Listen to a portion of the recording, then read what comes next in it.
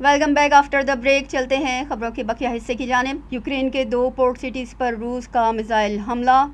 جرمنی کے وزیر خارجہ کی شدید مذمت. کہا ہر میزائل بھوک سے مرنے والے لوگوں پر حملہ ہے. روس نے یوکرین کے 2 پورٹ سٹیز پر میزائل داغ دیے. روسی وزارت دفاع کا کہنا ہے کہ اوڈیشہ اور میکولائیو میں فوجی اہداف کو نشانہ بنایا گیا ہے.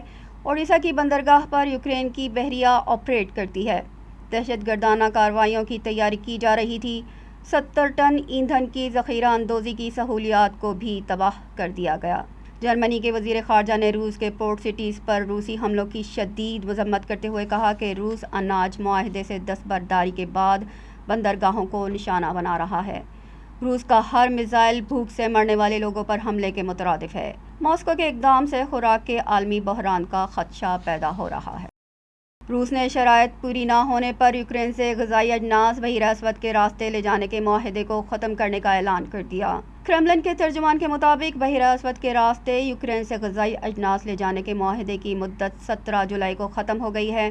ماسکو نے اقوام متحدہ، ترکیہ اور یوکرین کو مطلع کرتے ہوئے کہا کہ اگر اس کی شرائط پوری نہ کی گئیں تو اس ڈیل کی تجدید نہیں ہو سکے گی. روسی غذائی اجناس اور کھادوں کی برآمد پر پابندی رہے اور وہ یوکرین سے اشیاء بحیرہ اسود کے ذریعے لے جانے کی اجازت دے دے، یہ نہیں ہو سکتا. مغرب کی جانب سے روس پر تجارتی پابندی کے اثرات تمام فریقین پر پڑیں گے. روسی عالمی غذائی بحران کے پیش نظر مغرب کو اس سے متعلق خبردار کرتا رہا ہے، جبکہ ترکیہ کے صدر طیب ایردوان آئندہ ماہ روس کے دورے پر اس معاہدے کو جاری رکھنے کی بات کریں گے.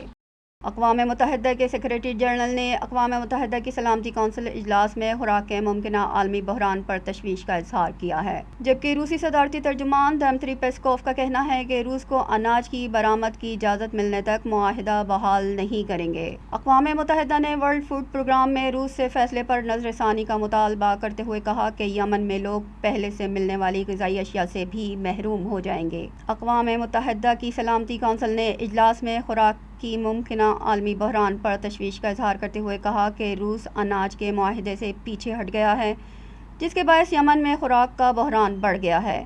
اقوام متحدہ کے سیکریٹری جنرل کا کہنا ہے کہ روسی فیصلے سے غریب ممالک کے عوام شدید متاثر ہوں گے. تاہم پولینڈ، جرمنی اور یوکرین کے وزرائے خارجہ نے بھی روس کو اناج سے متعلق معاہدے جاری رکھنے پر زور دیا ہے. روسی صدارتی ترجمان نے کہا کہ بحری جہازوں کی حفاظت کی ضمانت نہیں دے سکتے. یوکرین بحیرہ اسود کو فوجی مقاصد کے لیے استعمال کرتا ہے. امریکی تنقید مسترد کرتے ہوئے دمتری پیسکوف نے کہا کہ روس غریب ممالک کو اناج کی فراہمی جاری رکھے گا. یورپ میں امریکہ کو بڑی ہزیمت کا سامنا. لاطینی امریکی اور کیریبین کنٹریز کے رہنماؤں نے امریکی ایما پر روس کی مذمت کرنے سے انکار کر دیا.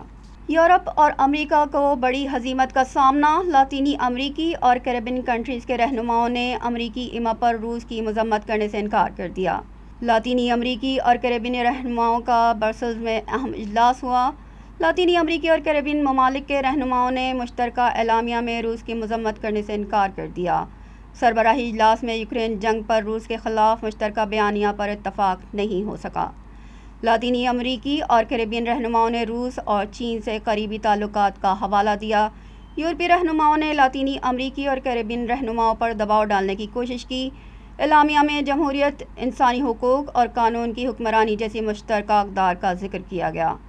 روس یوکرین جنگ بند کرانے کی کوششوں کی حمایت کرتے ہیں، لیکن کسی عالمی دباؤ پر روس سے دیرینہ تعلقات ختم نہیں کر سکتے. اسرائیلی صدر امریکی کانگریس کے مشترکہ سیشن سے خطاب کرنے واشنگٹن پہنچ گئے. وہ امریکی ہم منصب جو بائیڈن سے خطے میں اسرائیل کو لاحق خطرات پر تبادلہ خیال کریں گے.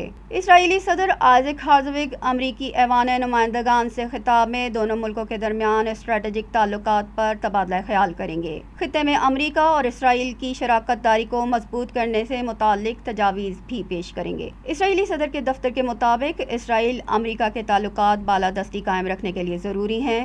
اسرائیلی صدر کے ہمراہ امریکہ میں تعینات اسرائیلی سفیر بھی واشنگٹن پہنچے ہیں. اسرائیلی صدر امریکی ہم منصب جو بائیڈن سے ملاقات میں اسرائیل کو درپیش خطرات پر بھی بات چیت کریں گے. تاریخ میں یہ دوسرا موقع ہے کہ اسرائیلی صدر امریکی ایوان نمائندگان کے مشترکہ سیشن سے خطاب کریں گے. نئے اسلامی سال پر غلاف کعبہ تبدیل کر دیا گیا. غلاف کعبہ کی تیاری میں 2 کروڑ سعودی ریال لاگت آئی. نئے اسلامی سال پر غلاف کعبہ کی تبدیلی کی روح پرور تقریب نماز عشاء کی ادائیگی کے بعد شروع ہوئی. 3 سے 4 گھنٹے میں یہ عمل مکمل ہوا، جس میں اعلیٰ حکام کے ساتھ حرم کے خادمین نے بھی حصہ لیا۔ سونے، چاندی اور ریشم سے تیار کیے گئے غلاف کعبہ کا وزن تقریباً 850 کلو گرام ہے۔ غلاف کعبہ کی تبدیلی 9 ذی الحج کو کی جاتی ہے۔ گزشتہ سال سے 1 محرم کو غلاف کعبہ تبدیل کیا جا رہا ہے۔ تفصیلات آپ نے ملاحظہ کی۔ نیوز اسٹوڈیو سے فی الحال اتنا ہی، ہمیں دیجیے اجازت۔ اللہ نگہبان۔